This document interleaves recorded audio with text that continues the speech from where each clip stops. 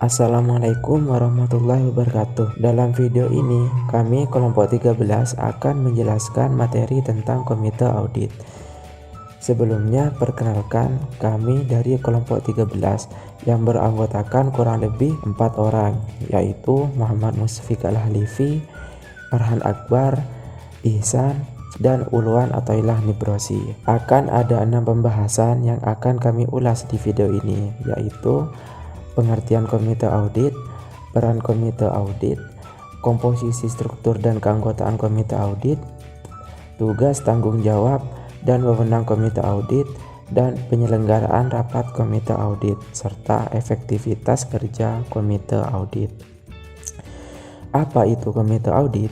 Jadi, komite audit ini dibentuk oleh Dewan Komisaris berdasarkan pada Peraturan Bapepam LK nomor 9 Romawi 1.5 tentang pembentukan dan pedoman pelaksanaan kerja komite audit, yang kemudian diubah dengan Peraturan OJK nomor 55-POJK.04-2015 tanggal 23 Desember 2015. Adapun pengertian komite audit menurut Ikatan Komite Audit Indonesia, IKAI mendefinisikan bahwa komite audit ialah suatu komite yang bekerja secara profesional dan independen yang dibentuk oleh Dewan Komisaris, yang dengan demikian tugasnya adalah membantu dan memperkuat fungsi Dewan Komisaris dan menjalankan fungsi pengawasan atas proses pelaporan keuangan, manajemen risiko pelaksanaan audit, dan implementasi dari corporate governance di perusahaan-perusahaan. Selanjutnya, peran komite audit. Terdapat 2 peran komite audit, yaitu yang pertama ada komite audit terhadap PRM atau Enterprise Risk Management, dan yang kedua ada peran komite audit dalam pemenuhan tata kelola perusahaan. Pertama, kami bahas tentang peran komite audit terhadap PRM. PRM adalah proses atau metode yang dipakai dengan tujuan untuk mengelola risiko dan mengambil setiap peluang yang terkait dengan proses pencapaian tujuan perusahaan. Setelah itu, dengan melakukan identifikasi dalam menanggulangi red risk dan opportunity, perusahaan bisa melindungi dan menciptakan value bagi para stakeholder, mulai dari pemilik perusahaan, karyawan, regulator, hingga masyarakat. Dan selanjutnya, peran komite audit dalam pemenuhan tata kelola perusahaan atau Good Corporate Governance yang disingkat GCG. Secara spesifik, komite audit membantu Dewan Komisaris untuk mengontrol dan bertanggung jawab menjaga akses komunikasi antar pemangku kepentingan seperti Dewan Komisaris dan direksi, dan juga membantu dalam hal pengawasan terhadap direksi dan membantu direksi untuk mengelola tata kelola perusahaan yang baik. Direksi sendiri dibutuhkan untuk menyatakan laporan keuangan dan catatan yang mengikuti standar akuntansi, seperti memberikan pandangan yang benar dan adil terhadap posisi dan norma keuangan dari sebuah perusahaan. Direksi menentukan peran dari komite audit yang melibatkan pemantauan dan pengawasan supaya mencapai tata kelola perusahaan yang baik terhadap laporan perusahaan, audit eksternal, audit internal, manajemen risiko, komplement etik, dan aktivitas lainnya. Selanjutnya, materi tentang komposisi, struktur, dan keanggotaan komite audit. Dalam suatu perusahaan, untuk membentuk komite audit itu ada beberapa persyaratan pembentukan. Yang pertama, anggota komite audit itu diangkat dan diberhentikan oleh Dewan Komisaris. Yang kedua, komite audit minimal terdiri dari 3 orang anggota yang berasal dari komisaris independen dan dari pihak luar perusahaan pabrik. Yang ketiga, komite audit akan diketuai oleh komisaris independen. Setelah mengetahui persyaratan pembentukan, kita lanjut untuk mengetahui apa saja sih syarat anggota dan masa tugas komite audit.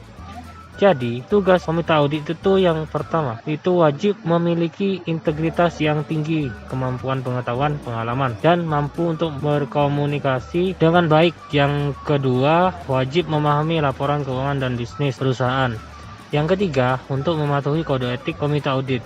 Yang keempat, bersedia untuk meningkatkan kompetensi secara terus-menerus yang dilakukan melalui pendidikan dan pelatihan. Yang kelima, wajib untuk memiliki minimal 1 anggota yang memiliki latar belakang pendidikan dan keahlian di bidang akuntansi dan keuangan.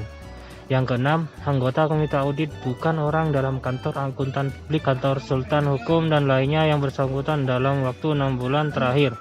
Yang ketujuh, anggota komite audit bukan orang bekerja atau mempunyai wewenang dan tanggung jawab dan kegiatan komitmen atau perusahaan publik dalam waktu 6 bulan terakhir, kecuali komisaris independen. Yang ke-8, tidak mempunyai saham langsung maupun tidak langsung pada perusahaan pabrik. 9. Mengalihkan saham yang diperoleh akibat peristiwa hukum kepada pihak lain dalam waktu paling lama 6 bulan setelah diperolehnya saham tersebut. Yang ke-10, tidak mempunyai hubungan afiliasi. Yang ke-11, tidak mempunyai hubungan usaha baik langsung maupun tidak langsung yang berkaitan dengan kegiatan usaha perusahaan pabrik. Nah, selanjutnya, apakah kalian tahu tugas dan tanggung jawab dan wewenang pada komite audit? Nah, tugas yang pertama itu melakukan atau penelaahan atas informasi keuangan. Yang kedua, melakukan penelaahan atas ketaatan terhadap peraturan perundang-undangan. Yang ketiga, memberikan pendapatan independen. Yang keempat, memberikan rekomendasi kepada Dewan Komisaris. Yang kelima, melakukan penelaahan atas pelaksanaan pemeriksaan oleh auditor internal. Yang keenam, melakukan penelaahan terhadap aktivitas pelaksanaan manajemen risiko. Yang ketujuh, menelaah pengaduan yang berkaitan dalam proses akuntansi. Yang kedelapan, menelaah dan memberikan saran kepada Dewan Komisaris. Yang kesembilan, menjaga kerahasiaan dokumen, data, dan informasi komitmen atau perusahaan pabrik. Selanjutnya, wewenang dari komite audit yaitu yang pertama, mengakses dokumen, data, dan informasi emiten atau perusahaan publik tentang karyawan, dana, aset, dan sumber daya perusahaan yang diperlukan. Yang kedua, melibatkan pihak independen di luar anggota komite audit. Yang ketiga, berkomunikasi langsung dengan karyawan. Dan yang keempat, melakukan kewenangan lain yang diberikan oleh Dewan Komisaris. Kita lanjut ke penyelenggaraan rapat komite audit. Poin pertama, rapat komite audit dilaksanakan secara berkala minimal 3 bulan sekali menurut Peraturan OJK Nomor 55 POJK 04/2015 pada bab 4 tentang penyelenggaraan rapat komite audit. Pada pasal 13 disebutkan komite audit mengadakan rapat secara berkala paling sedikit 1 kali dalam 3 bulan. Jika sesuai dengan peraturan tersebut, perusahaan harus melaksanakan rapat komite audit minimal 1 kali dalam 3 bulan. Perusahaan boleh melaksanakan rapat komite audit 1 kali dalam 1 bulan, atau 2 kali dalam 1 bulan, atau 1 kali dalam 2 bulan, itu terserah atau tergantung dengan kebijakan perusahaan tersebut. Poin kedua, kuota anggota rapat terpenuhi. Maksudnya adalah rapat hanya dapat dilaksanakan jika dihadiri lebih dari setengah jumlah. Anggota peserta rapat adalah Dewan Komisaris selaku Ketua Komite Audit, anggota auditor internal. Kemudian, jika dibutuhkan dalam rapat, maka dapat mengundang pula direksi auditor eksternal. Poin ketiga, berdasarkan musyawarah. Maksudnya, setiap keputusan dalam rapat komite audit haruslah diambil berdasarkan musyawarah untuk mufakat. Dan poin keempat, hasil rapat harus dicatat. Maksudnya di sini adalah setiap rapat komite audit dituangkan dalam risalah rapat, termasuk jika ada perbedaan pendapat akan ditandatangani oleh semua anggota komite audit yang hadir, kemudian akan disampaikan kepada Dewan Komisaris. Setelah kita tahu bagaimana penyelenggaraan rapat komite audit, tentu kita juga harus tahu dong bagaimana sih efektivitas kerja komite audit. Apakah selama ini komite audit sudah efektif dalam menjalankan tugasnya?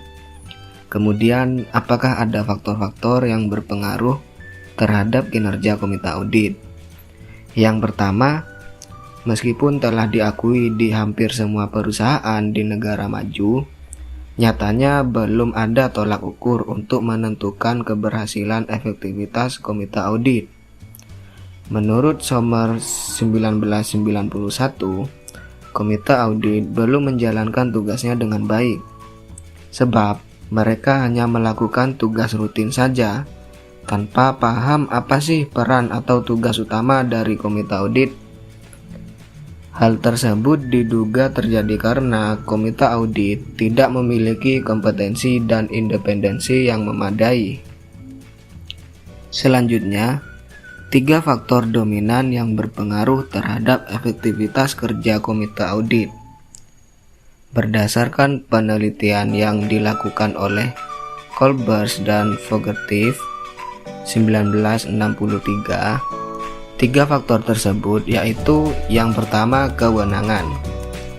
Kewenangan di sini adalah kewenangan formal dan tertulis komite audit. Yang kedua, kerjasama manajemen.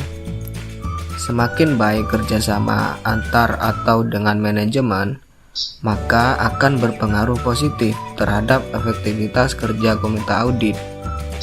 Yang ketiga, kualitas. Maksudnya kualitas atau kompetensi anggota komite audit. Tentu dengan kompetensi yang memadai akan sangat berpengaruh terhadap efektivitas kerja komite audit, sebab ia dapat memaksimalkan dalam menjalankan tugasnya. Nah, selain ketiga faktor tersebut, ada faktor lain yaitu hubungan atau relationship dan tingkat intensitas hubungan antara komite audit dengan berbagai pihak.